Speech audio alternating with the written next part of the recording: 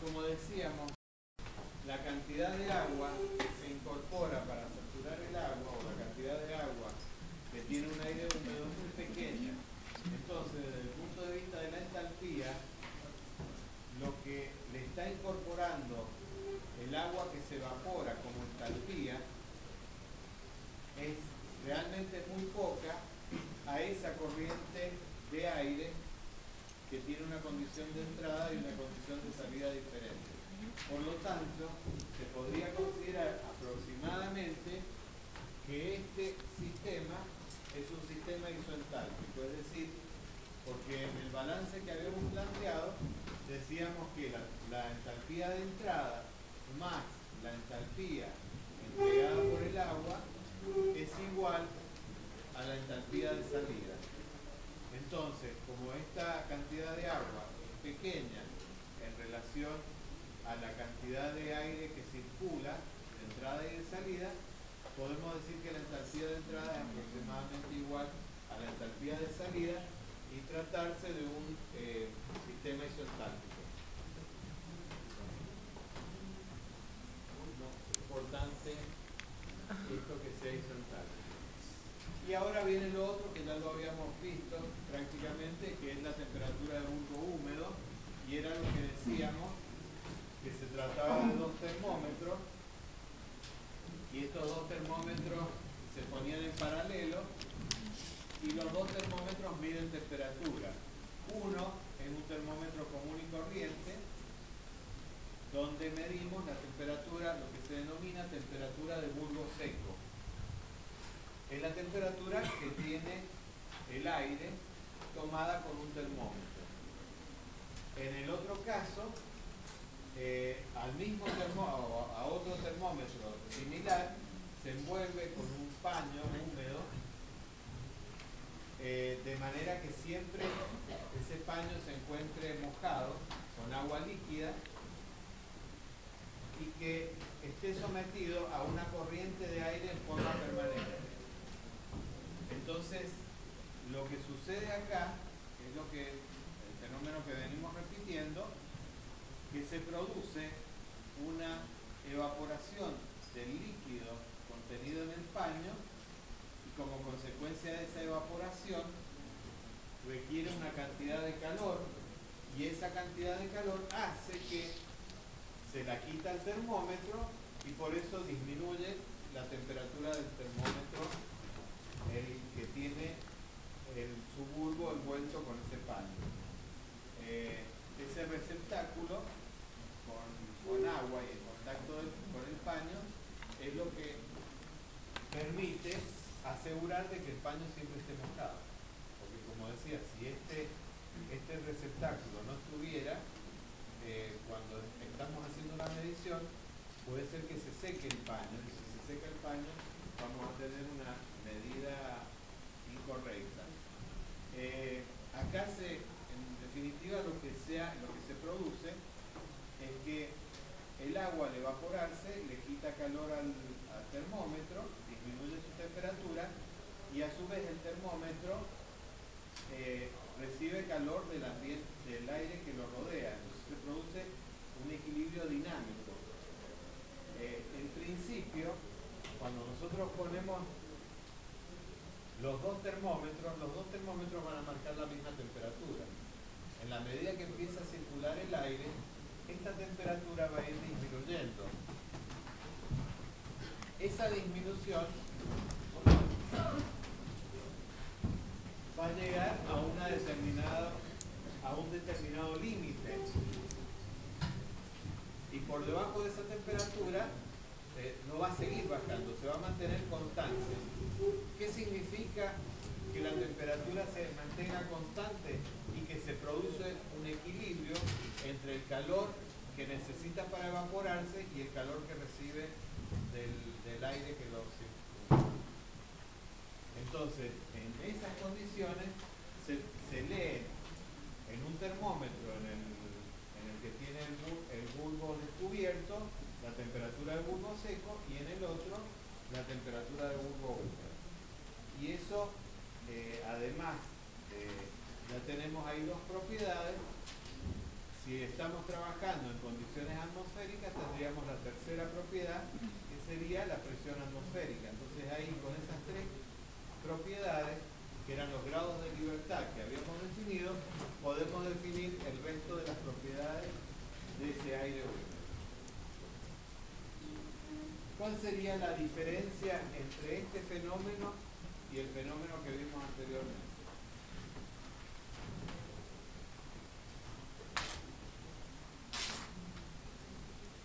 Yo esto lo utilizo como una medición de determinadas propiedades para poder conocer las condiciones en las cuales se encuentra el aire que yo quiero conocer. ¿Qué diferencia hay entre esto que hemos visto acá y lo que habíamos visto anteriormente? Esto.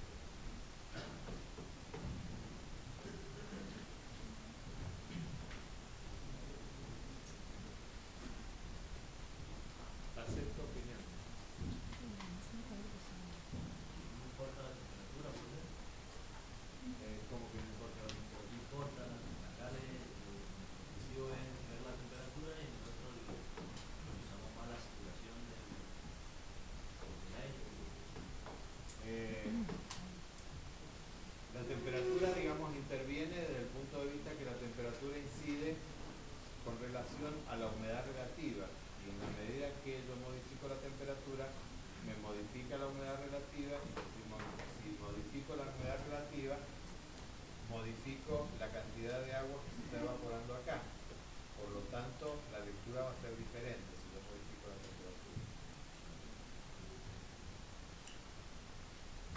Entonces, ¿cuál sería, digamos, la diferencia fundamental entre esto y lo que hemos visto anteriormente?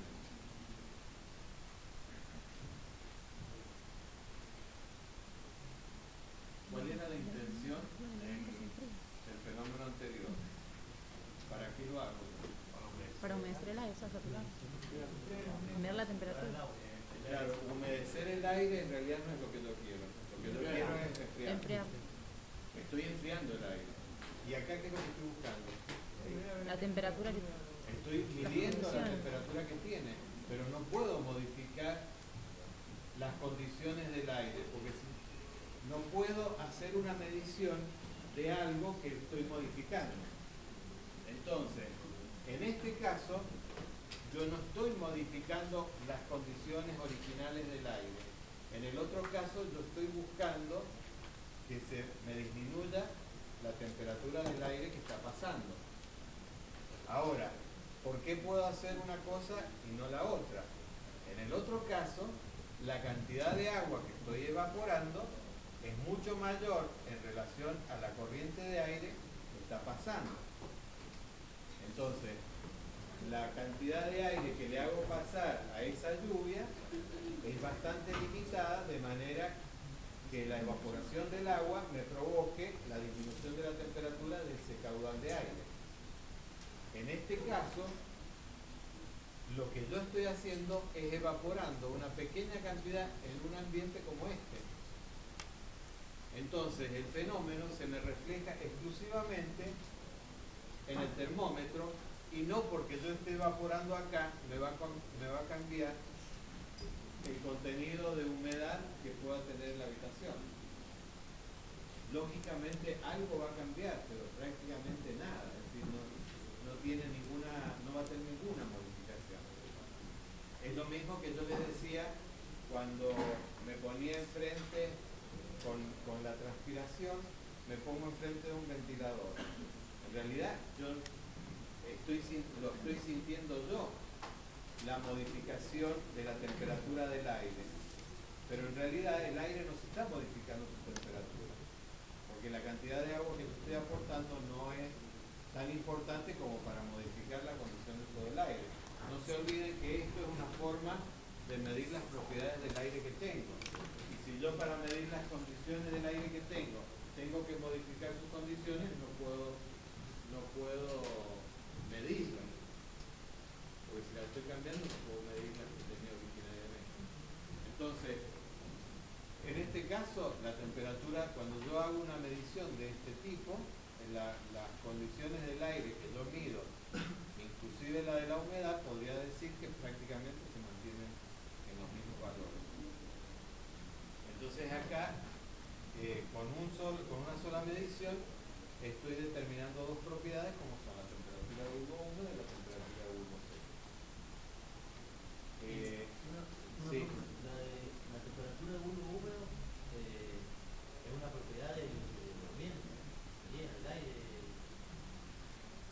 Y es una propiedad del aire porque va a depender de qué? Va a depender de la temperatura del aire y va a depender de la cantidad del contenido de humedad. Porque si el aire está saturado, las dos temperaturas me marcan lo mismo.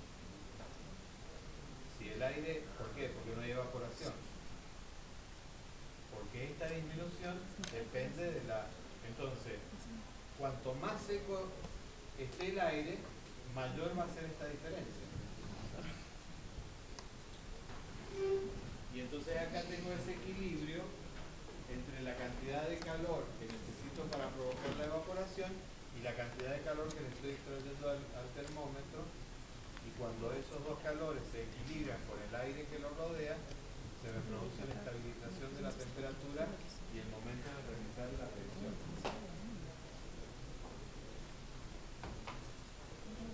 Entonces, acá aparece que la cantidad de calor, digamos, debido a la evaporación, va a ser el calor latente de vaporización por la masa que se evapora. La masa que se evapora va a ser igual a una constante de proporcionalidad, va a tener que ver con la superficie del paño. Obviamente no es lo mismo que tenga un paño chiquito o que tenga un gran paño donde haya una gran cantidad de agua que se está evaporando. Es directamente proporcional a esa superficie. Lo que pasa es que esa superficie es lo suficientemente pequeña como para que no haya tanta variante. La cantidad de agua que se me va a evaporar también va a depender de esta diferencia, de cuán lejos esté yo de la saturación. Si el contenido de agua, o sea, la humedad absoluta, es igual a la humedad de saturación, acá no hay ninguna evaporación. Por eso, el gradiente que comanda la evaporación no es la temperatura. El gradiente que comanda la evaporación es el contenido de humedad del aire. Y acá el tiempo, porque obviamente si yo lo tengo mucho tiempo, como era el caso anterior, que hay un recipiente que está impregnando permanentemente ese paño, entonces la cantidad de agua que se me va a evaporar va a depender de la cantidad de tiempo que yo le esté haciendo circular, obviamente, esa corriente de aire. Esto, entonces, en definitiva, es la cantidad de masa de agua que se me va a evaporar por el calor latente. Entonces, directamente tengo que la cantidad de calor debido a la evaporación va a ser proporcional a esto. Por otro lado, yo tengo una cantidad de calor para producir ese equilibrio. ¿Qué pasa si este calor no está equilibrado con este?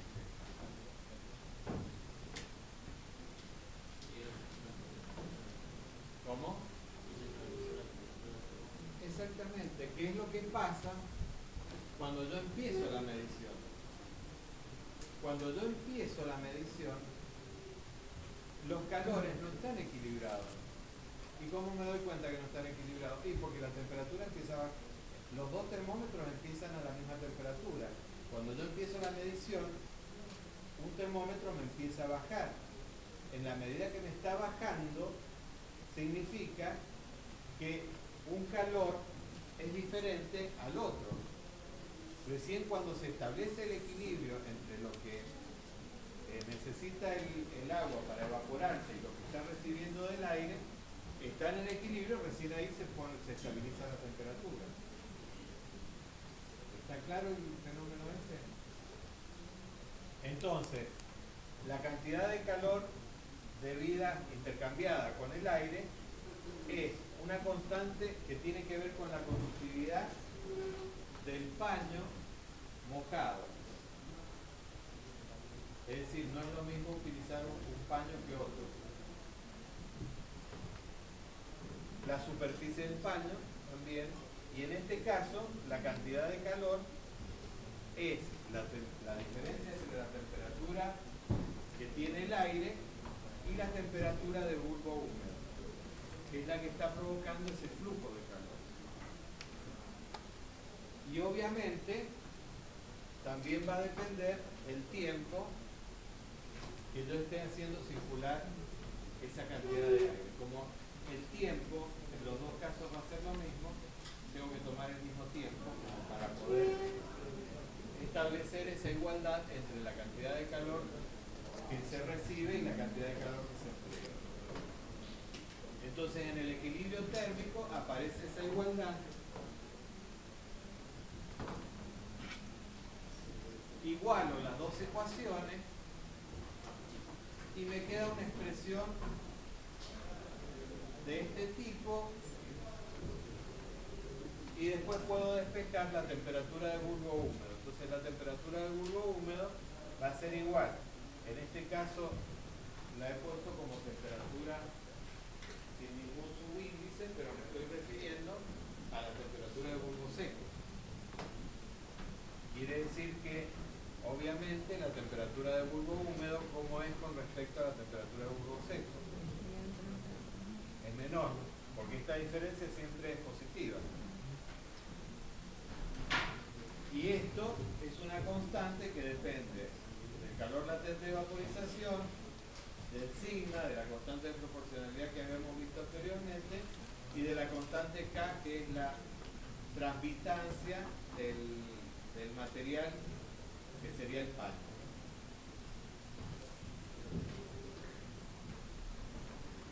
Acá aparecen las dos expresiones, la que habíamos visto como temperatura de bulbo húmedo, y acá la temperatura de saturación adiabática.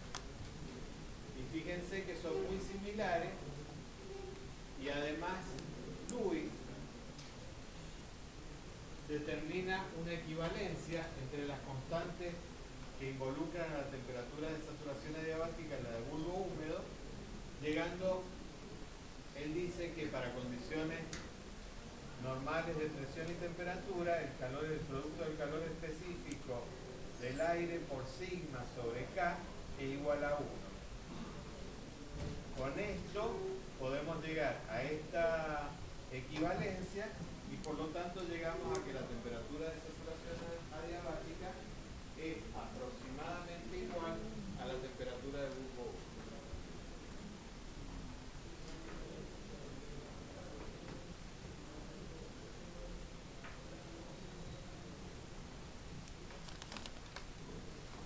Y acá viene un diagrama que parece complicado por la cantidad de propiedades que involucra, pero es un diagrama que gracias a él se nos simplifican absolutamente todos los cálculos relacionados con el aire húmedo. Este diagrama se construye a partir de todas las ecuaciones que vimos anteriormente, es decir, la de humedad relativa, la de humedad absoluta, la de entalpía, la de temperatura de bulbo húmedo, la temperatura de bulbo seco. Absolutamente todas las propiedades están involucradas dentro del mismo diagrama.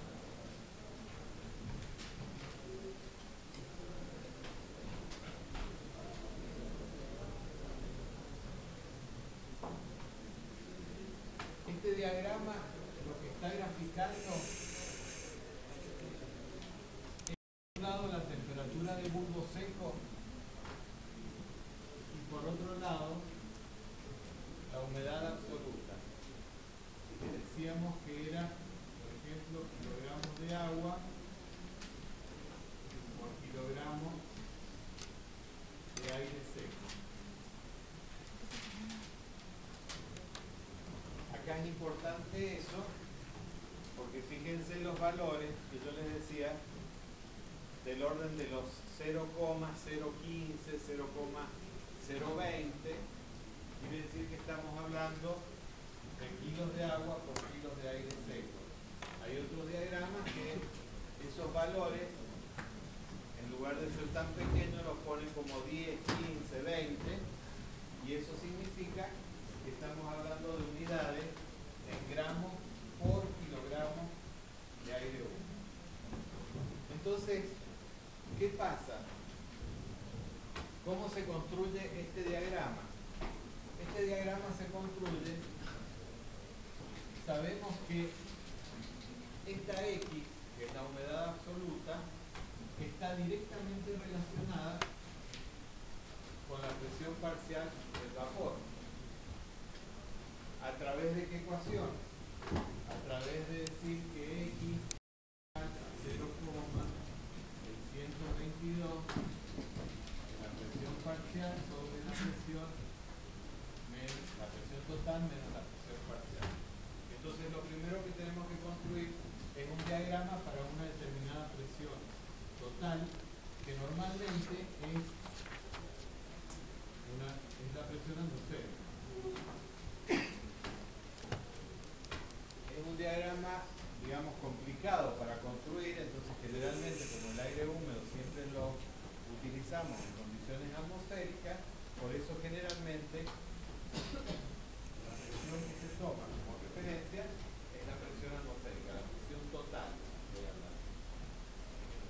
Y después decíamos que para cada temperatura teníamos una presión de saturación. ¿De dónde la sacábamos esa presión de saturación para cada temperatura? ¿De qué tabla?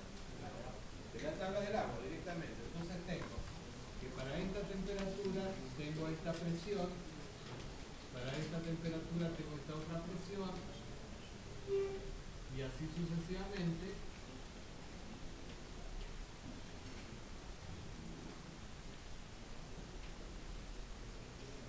Entonces voy construyendo el diagrama. Este diagrama es justamente las curvas que me va uniendo todos los puntos de saturación. Por lo tanto, puedo decir que esta curva es la curva correspondiente a la humedad relativa del 100%.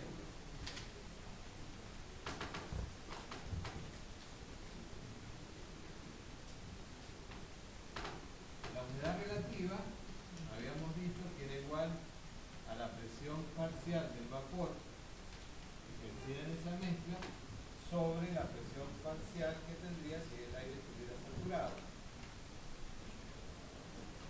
Entonces, que por ejemplo yo tenga una humedad relativa del 50%, ¿qué significa? Que yo voy a tener en cada segmento, si yo lo divido por 2, por la mitad, a cada uno de los segmentos,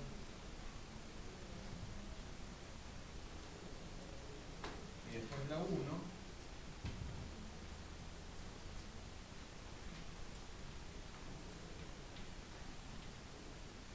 ¿qué humedad relativa voy a tener acá?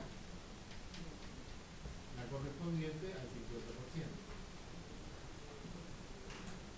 Entonces puedo ir dividiendo todos estos segmentos en distintas partes y voy obteniendo las curvas que me correlacionan las distintas humedades relativas.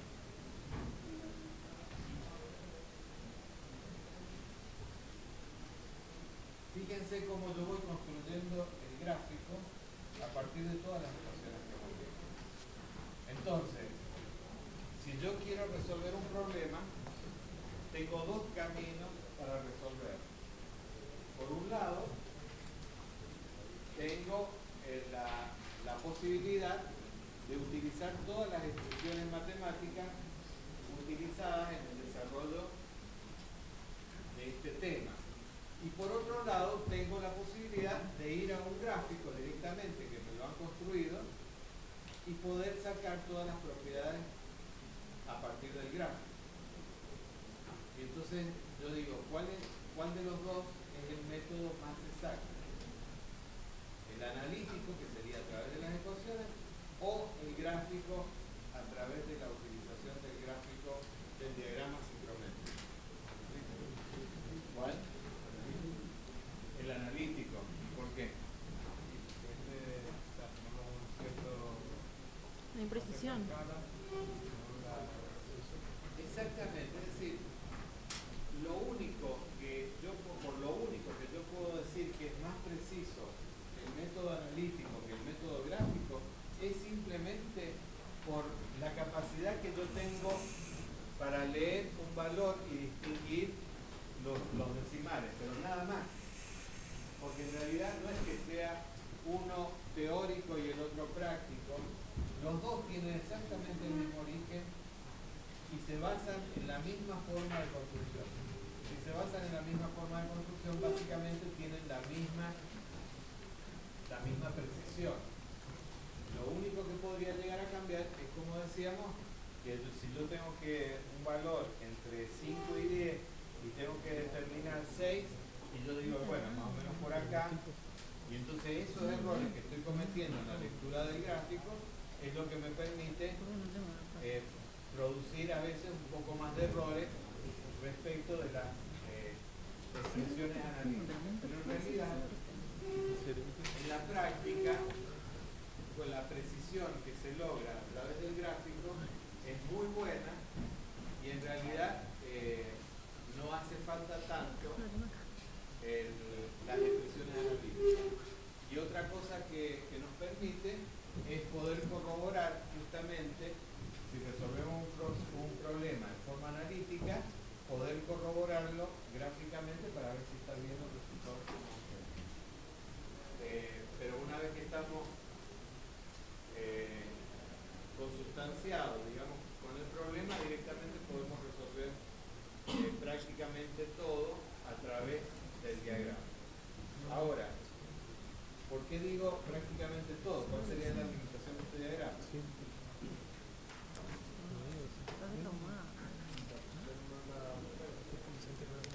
Que este diagrama generalmente se encuentra con, acá puede ser con humedad absoluta, puede ser presión parcial, pero en general siempre es para la presión atmosférica. Cuando cambiamos de presión, ahí es más difícil encontrar un diagrama para una presión total diferente a la presión atmosférica. Y ahí es donde se nos complica y ahí necesariamente, si no lo tenemos que recurrir a las expresiones analíticas. Por eso es importante que tenga algún dominio no solamente del gráfico, sino también de todas estas expresiones analíticas. Entonces fíjense acá, que es un poco lo que habíamos grafiqué yo en el pizarrón, que es la temperatura de bulbo seco. Bueno, la única diferencia es que el eje está dibujado sobre la parte derecha y yo lo dibujé en la parte izquierda, pero no hay ninguna diferencia esa. Y acá tenemos la línea roja esta de mayor intensidad, que es la correspondiente a la humedad relativa del 100%. Esto puede ser humedad relativa o bien puede ser grado de saturación. ¿Qué les parece? ¿Cuándo va a ser humedad relativa y cuándo va a ser grado de saturación? A pesar de que dijimos que prácticamente ambos son iguales. ¿Cuándo puede ser humedad relativa o cuándo será grado de saturación de acuerdo a la construcción que yo hice acá?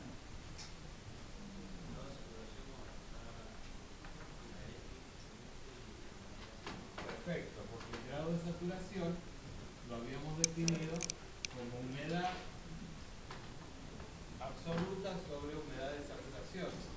Entonces, si yo acá estoy graficando la humedad en función de la temperatura de bulbo seco, yo hago estas divisiones, en realidad la proporcionalidad que estoy siguiendo es la del grado de saturación. Por lo tanto, en este gráfico, acá tenemos X. Entonces, estas isolíneas, empezando por esta que sería la del 100%, estaría representando el grado de saturación.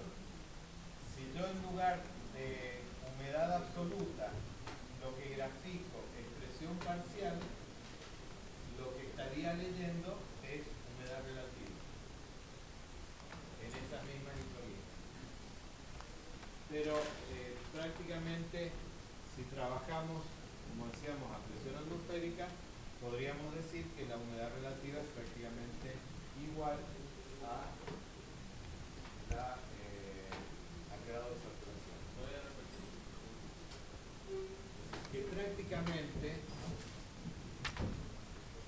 dependiendo de qué estoy graficando yo en el eje de coordenadas, en este caso estoy graficando humedades. Entonces, como la construcción la hago con este sistema que yo decía, que divido cada una de las ordenadas por la mitad y trazo la isolínea correspondiente al 50%, quiere decir que si yo tengo acá humedades, estoy graficando el grado de saturación. Entonces el grado de saturación va a ser el 100%, el grado de saturación va a ser el 100%. Si yo lo que estoy graficando acá es la presión parcial del vapor, en función de la misma temperatura de bulbo seco, esa proporción me va a indicar humedades relativas, porque la humedad relativa es el cociente entre las presiones parciales del vapor con respecto a la presión parcial del vapor saturado. Pero prácticamente el grado de saturación dijimos que es igual a la humedad relativa. Así que por eso por ahí, a lo mejor, en un gráfico como este, directamente dicen que lo que están leyendo es humedad relativa. Pero en rigor, lo que están leyendo en un gráfico como este es grado de saturación.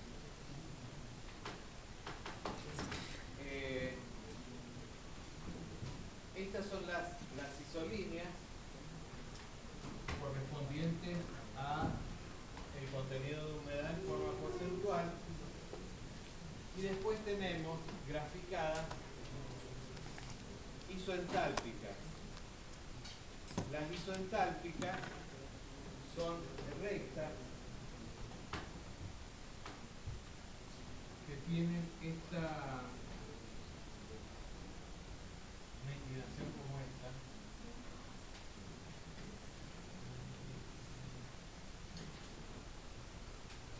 De manera que yo podría, teniendo un punto dentro de ese gráfico, otra cosa importante, que esta línea correspondiente al 100% me está separando dos zonas. Esta zona, por un lado, que correspondería al aire húmedo sin saturar, y esta otra zona denominada zona de niebla. ¿Por qué? Porque cuando yo estoy con puntos ubicados en esta zona por encima del 100%, quiere decir que el aire está por encima de su estado de saturación, o sea que tiene líquido.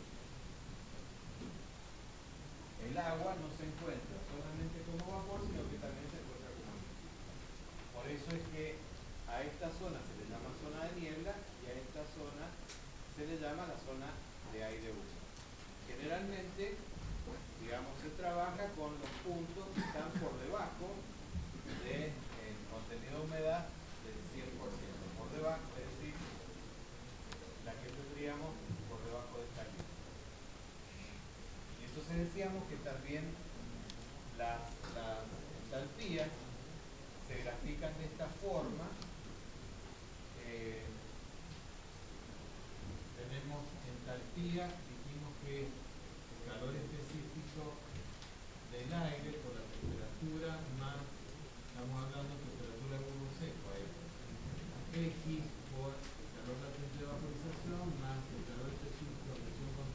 vapor por la temperatura de bulbo seco. Fíjense que prácticamente esto, si lo graficamos, es la ecuación de una recta y por eso queda graficada de esa manera.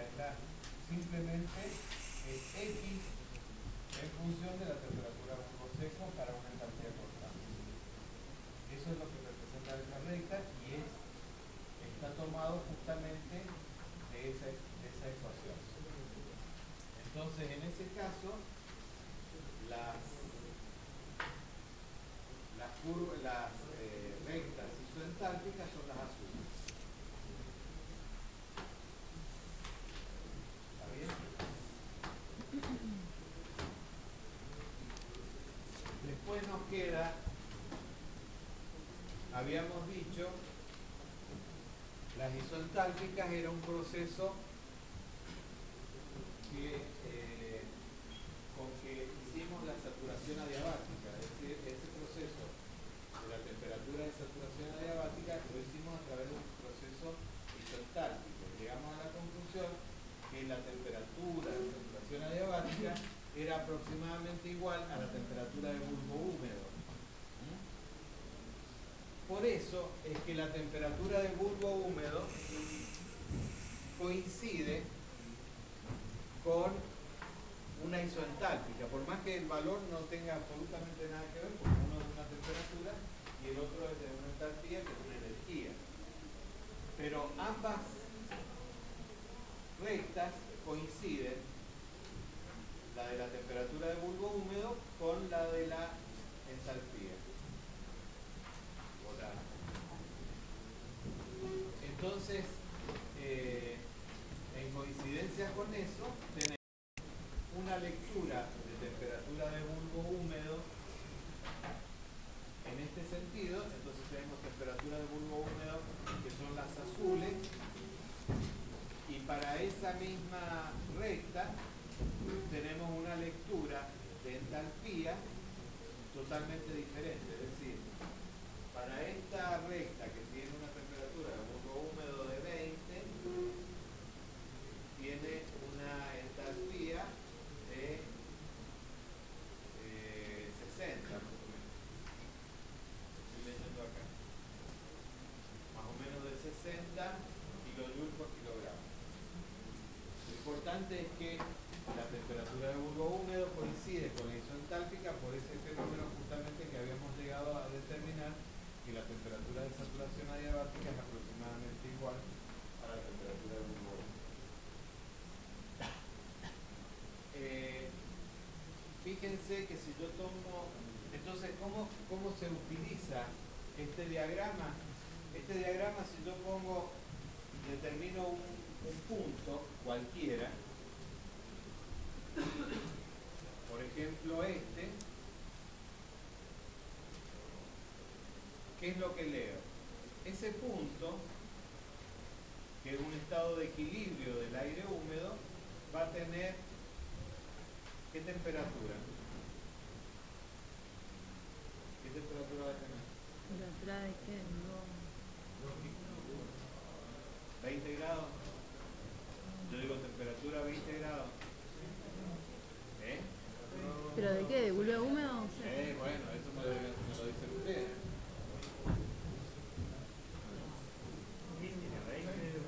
Y 30 de bulbo. 20 de bulbo húmedo porque estoy sobre la...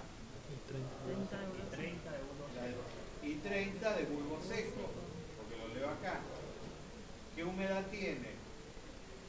Humedad, ¿qué? Absoluta. 0,010 kilogramos por kilogramo de aire seco. Esa sería la humedad absoluta que tiene. Un poco menos del 40%. Y la humedad relativa, Un poco menos del 40%. 48. Un poco menos. Entre 30 y 40. Esta es una humedad relativa y esta es otra humedad relativa. ¿Esta humedad relativa a qué pertenece? A 30. 38 por ahí. Y esta 40, claro, aproximadamente al 38%. Este 40. Ahora, saber cuál es la humedad máxima que podría tener un aire en estas condiciones, ¿cómo hago?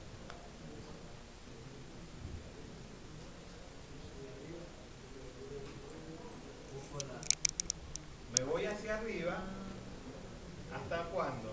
Ah, el 100%. Hasta llegar a la saturación. ¿Y qué estoy haciendo acá? Y en definitiva lo que estoy haciendo es incorporándole agua a temperatura constante. La temperatura, el punto original era este, ¿no? Por ahí. El punto, digamos, entonces le empiezo a agregar agua, manteniendo la temperatura constante hasta que se me satura totalmente. En el punto de saturación leo cuál es la humedad de saturación correspondiente a ese aire húmedo. No es que le esté cambiando, el punto siempre lo tengo igual, ¿no es cierto? Es decir, es un aire húmedo que está en equilibrio. Lo que pasa es que para poder sacar cuál sería la humedad máxima que me admitiría ese aire, lo leo de esa forma, es decir, si yo le incorporara humedad en forma de vapor, llegaría un momento que se me saturaría, y cuál sería el XS, sería entonces el que yo puedo leer en ese punto de intersección sobre las ordenadas. Y la temperatura de rocío, ¿de dónde la sacaría? Exactamente, es decir, ya me perdí el punto. Era del 30. Más a la derecha. A la derecha. Ahí. Por ahí. Entonces, teníamos ese punto originariamente, y para encontrar la temperatura de rocío dijimos que era la mínima temperatura que yo podría alcanzar hasta que aparezca la primera gota de condensación. Entonces, yo lo hago a humedad constante, entonces empiezo a disminuir la temperatura y me voy hasta la saturación. Y entonces leo sobre mi curva de saturación cuál es la temperatura correspondiente. Sería aproximadamente 15 grados. ¿Qué quiere decir? Que si yo el aire que tengo en esas condiciones lo disminuyo por debajo de los 15 grados, significa que voy a separar agua. Hay una parte de agua que se me va a condensar.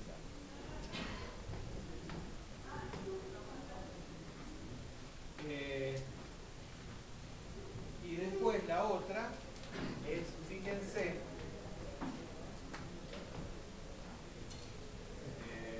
bueno, acá no es exactamente, pero hay una coincidencia, obviamente, entre la temperatura de bulbo seco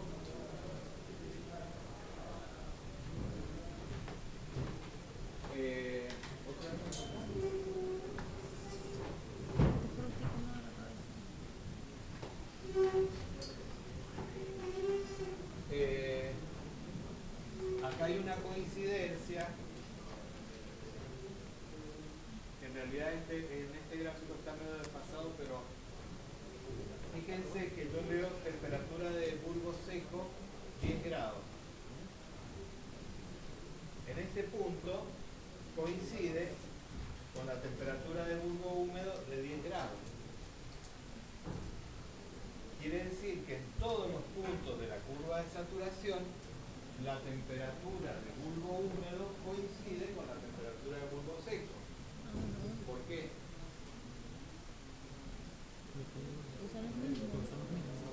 Porque no hay evaporación. Entonces, si no hay evaporación, las dos temperaturas, el aire está saturado. Y si el aire está saturado, la temperatura de bulbo seco coincide con la temperatura de bulbo húmedo. Ahora, fíjense en el punto que estábamos midiendo recién, que teníamos 30 grados y temperatura de bulbo húmedo 20 grados. La temperatura del bulbo húmedo de 20 grados es menor que la temperatura de bulbo seco de 30 grados. ¿Por qué? Porque la humedad relativa es del 38%. Quiere decir que es un aire que no está saturado. Al no estar saturado puede evaporar y por lo tanto su temperatura de bulbo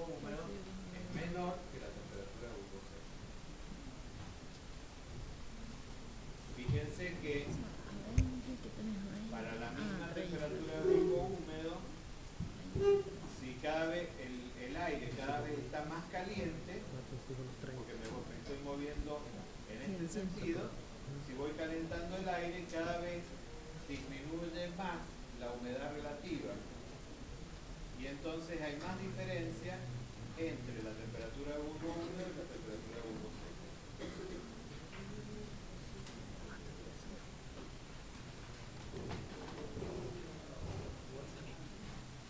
Eso es como se ve el diagrama en la realidad.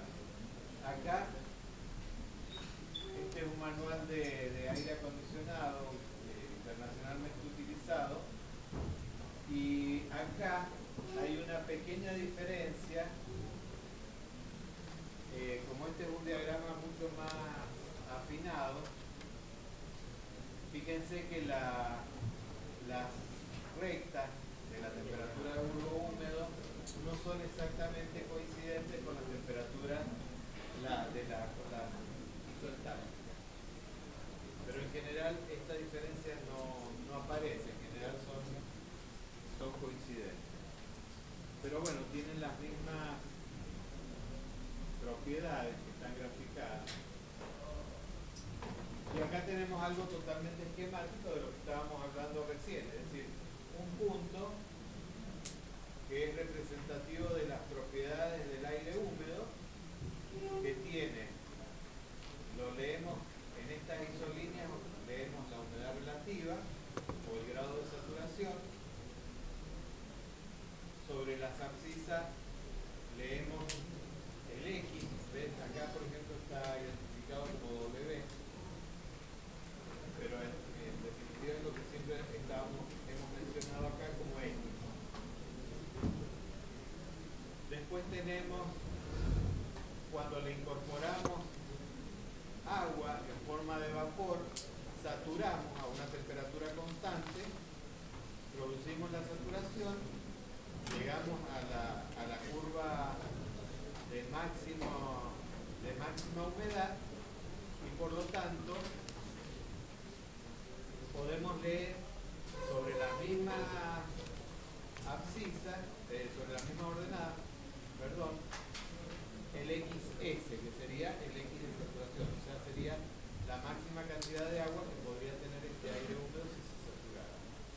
Y en este caso, si se enfría, tendríamos la temperatura de rocío en este punto. La temperatura de bulbo húmedo la leemos igual, la leemos sobre una escala ubicada en este sentido, y la entalpía sobre otra escala ubicada en la parte superior. Fíjense cómo todas estas propiedades se pueden leer fácilmente a partir de un punto. Es decir, yo defino el punto y a partir de ese punto puedo definir todas las propiedades restantes.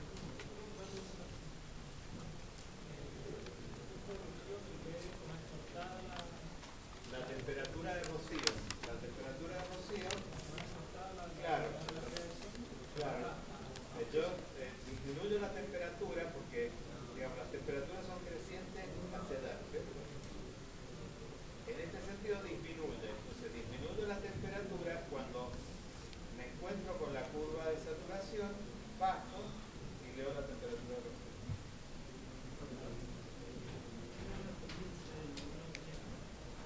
El volumen específico, la ecuación misma del volumen específico. Esa ecuación, que esa es otra, que no está graficada acá, es una pendiente mucho más... Esa no es esa que pasa. Ahí está. Ah, está bien, sí. Esa es la de volumen específico. Esa pendiente de volumen específico, o sea, esa expresión surge de la expresión que vimos para volumen específico cuando dijimos que la delta era la densidad. De ahí surge exactamente lo mismo y surge como una regla. Pero como verán, son todas las mismas ecuaciones que se expresan en un gráfico. Bueno, estas son tablas de propiedades específicas del aire húmedo. Estas no son fáciles de encontrar. después tenemos